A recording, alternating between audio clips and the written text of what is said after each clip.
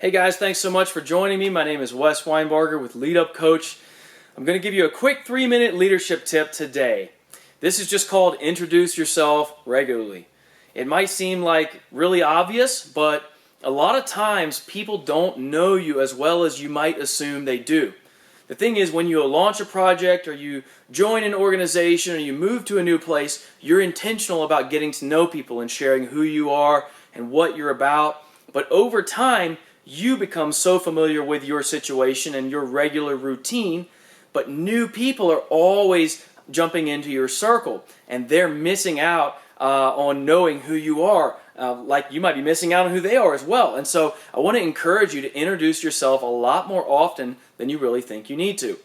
So let me go, and I'll tell you, I introduce myself differently in different situations and in different places to different people, and I give little tidbits about my life throughout leadership in different ways when it seems to apply. So I'll just tell you guys right now, I live in Roanoke, Virginia. Sometime the next year, I'm moving to Pittsburgh, Pennsylvania, and we're hoping to relaunch our band there. We're going to be planting a church there, doing all kinds of different things. I've been a worship pastor for over 10 years. I've been married to my wife, Lexi, for 7 years this May of 2020, and I have 2 kids. Silas is about to turn 3, and Ella is almost 6 months old.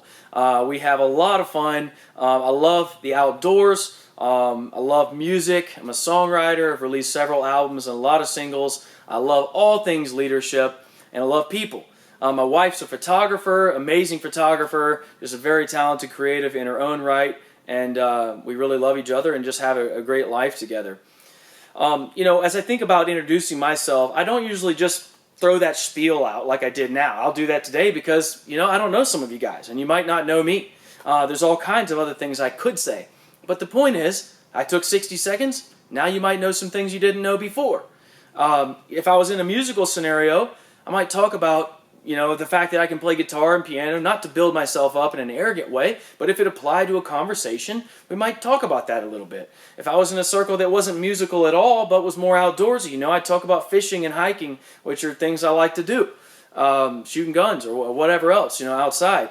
And so, depending on the situation you're in, you want to introduce yourself regularly. It's easy to forget that many people don't know you. Make a habit of continually reintroducing yourself. Share your family, your background, your experiences, stories, funny stuff, your passions. Share your failures, share your struggles, and share your joys. Share your life so that when you share a vision, it connects in a personal way.